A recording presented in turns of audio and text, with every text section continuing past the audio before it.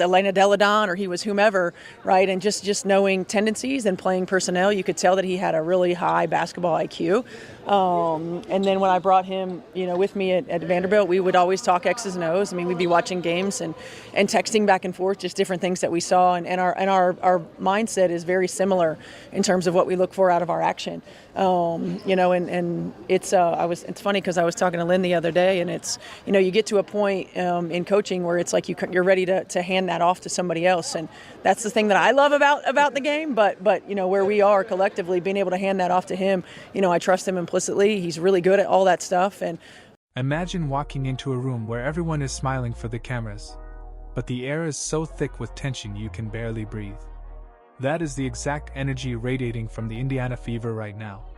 On the surface, they're picking up wins and showing flashes of to hand that off to somebody else, and that's the thing that I love about the game. But where we are collectively, being able to hand that off to him, I trust him implicitly. He's really good at all that stuff, and we continue to see things the same way. And he's super creative, watches a lot of basketball, and takes a lot of pride in it. Well, if you guys heard her closely, I know I wasn't tripping, and I damn sure heard her say, pass things on. Now, many people has reacted to this. Those of you guys who have not seen this, I just want to know y'all thoughts about this down in the comments section, because this is brilliance. But if you look closer, and I mean really listen to what's being said behind the scenes, a much darker picture starts to emerge. There is a growing theory that we aren't just watching a team find its rhythm. We might be watching the beginning of a very messy, very public divorce. It all started with a few choice words from Stephanie White that sent shockwaves through the fan base. When a head coach starts talking about handing things off and trusting others to take the reins, you have to ask yourself if they're building a legacy or if they're looking for the nearest exit sign. The comments made by Stephanie White recently weren't just standard coach speak. They felt like a confession. She spoke about reaching a point in coaching where you're finally ready to pass the responsibilities to someone else. In most professions, that's called a retirement plan. In the WNBA, in the middle of the most scrutinized season in history, it sounds like someone who is tired of the heat in the kitchen. She specifically pointed to Austin Kelly, an assistant who has been getting a lot of the credit for the team's late-game execution. There's a rumor circulating that the infamous plays that actually win the Fever their games aren't even coming from White's clipboard. If the head coach is already mentally handing off the IQ-heavy parts of the game, it raises a massive red flag about her long-term commitment to this project.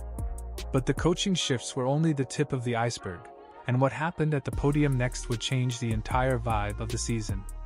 The tension finally boiled over during a recent press conference, and it wasn't because of a question about the game. It was about the noise. Stephanie White took a hard stance against what she called social media bots and non-legitimate journalists. She seemed more focused on discrediting the fans and creators who analyze every frame of her games than she was on addressing the actual flaws in her system. It's a classic defensive maneuver. When you can't justify why your star player is being neutralized, you attack the people pointing it out. But here's the thing, fans aren't bots. They have eyes. They see the sideline interactions. They see the moments where the energy between the coach and the players feels completely disconnected. Was her actually speaking about turning things over? Is she foreshadowing a situation with her preparing herself to possibly leave Indiana? Not that we want her to be fired, because we all know that we want her to go. Could she want to quit because it's too hot in the damn kitchen? Now, let me play this clip for you guys one more time for whoever didn't catch it. Elena Deladon or he was whomever, right? And just knowing tendencies and playing personnel, you could tell that he had a really high basketball IQ. And then when I brought him, with me at Vanderbilt, It's an eerie situation when a coach feels more persecuted by the fans than she feels supported by the organization. You have to wonder if she's fighting a war on two fronts, one against the opposing teams and another against the very people who buy the tickets. And as the criticism mounts, the focus shifts to who this team is actually being built for. If you watch the Fever's offensive sets, you'll notice a recurring theme that is starting to frustrate the entire basketball world. There is a persistent belief that this team is not being built around the generational talent of Caitlin Clark, but rather around the veteran scoring of Kelsey Mitchell. Now, don't get it twisted, Mitchell is an incredible player, but the motion offense, Stephanie White is obsessed with seems to cater to Mitchell's ISO heavy style while putting handcuffs on Clark's ability to create. We're talking about a player in Caitlin who could easily be dropping 40 points a night if she was given the green light to run the floor and pick defenses apart in transition. Instead, she's being forced into a rigid, slow-moving system that feels like it's designed to keep her on a leash. It's almost as if the coaching staff is afraid of what happens if they truly let her take over. It's a power struggle played out in 94 feet, and right now, the system is winning while the superstar is being stifled. But the tactical restrictions are only half of the problem because what's happening on the physical side is even more alarming. Every time Caitlin Clark steps on the court, it's like she has a target on her back, and the referees seem to have left their whistles in the locker room. We're seeing her get hacked, bumped, and shoved on almost every possession with no calls. In their recent matchup, she finished the game with 25 points, an outstanding number, but she didn't shoot a single free throw. How does a primary ball handler who is constantly being pressured and fouled finish a game with 0 trips to the line?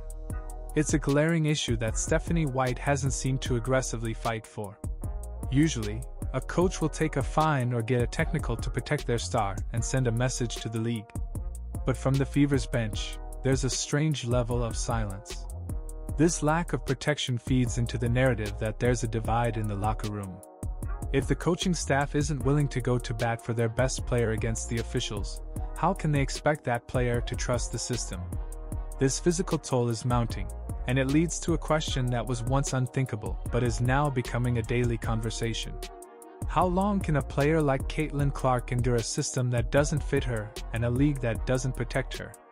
The rumors of a 2028 trade request are no longer just whispers in the dark. They are becoming a loud reality. While Caitlin is known for her loyalty, there comes a point where a player's career ceiling is more important than their jersey color. If the Indiana Fever continues to prioritize a motion offense that prioritizes veterans over the future of the league, why would she stay? We've seen this story before in sports. A superstar trapped in a situation where the coaching staff is too stubborn to adapt. The speculation is that if things don't drastically change by the end of this season, we could see the most shocking trade request in WNBA history. It's a ticking time bomb, and every time Stephanie White mentions handing things off, the fuse gets a little shorter. But wait until you hear the real reason why this trade might happen sooner than anyone expects. The internal metrics for the Fever are showing a disturbing trend. Despite the wins, the turnover numbers are astronomical. 19 turnovers in a single game is a recipe for disaster. While some want to blame the players for not catching passes, the reality is that the spacing in White's offense is fundamentally broken. They are giving up 20-plus offensive rebounds and letting teams dominate the paint. It's a defensive collapse paired with an offensive identity crisis. When you have a player who can shoot from the logo, you should be spacing the floor to give her lanes, not crowding the paint and forcing her into high-risk passes. The mismanagement of the roster is reaching a breaking point. It's becoming clear that the Fever in Indiana might actually be a fever dream that's turning into a nightmare for the fans who expect. Have somebody ask the question next press conference, right? Stephanie White, what's up with the Caitlin Clark getting traded rumors? That's what I want to know. Will we see Caitlin Clark in another uniform by 2028? Are you guys considering a trade? Are you guys open to a trade? What is behind all of that? Which is kind of, to me, misleading report. But it seemed like maybe there might have been a situation on the sideline at one point between you two. And it's funny because even after that fact, you're the leading scorer on the team. So, and then there's reports. Today? Huh? Today? Yeah, maybe you scored like 20 something. Oh, okay. She put the dagger, but you had the. But what sideline? But the point I'm making is that Expected a dynasty. So, where do we go from here? We're left with a head coach who seems to be foreshadowing her own departure, an assistant coach who is already doing the heavy lifting, and a superstar player who is being physically and tactically suppressed. The Indiana Fever are at a crossroads. They can either lean into the Caitlin Clark era and rebuild the entire system to match her speed and vision, or they can continue down this path of motion offense and veteran catering until their star decides she's had enough. The idea of seeing Caitlin in another uniform by 2028 isn't just a rumor anymore. It's a logical conclusion based on the current trajectory. Is Stephanie White getting tired of the press? Or is she just realizing that she's not the right person to lead this specific revolution? One thing is for certain, the basketball world is watching every move, and the clock is ticking. You have to wonder, if you were in Caitlin's shoes, how long would you wait for the kitchen to cool down before you decided to leave it entirely? This story is far from over, and the next few months will determine the legacy of the most important player in the game today.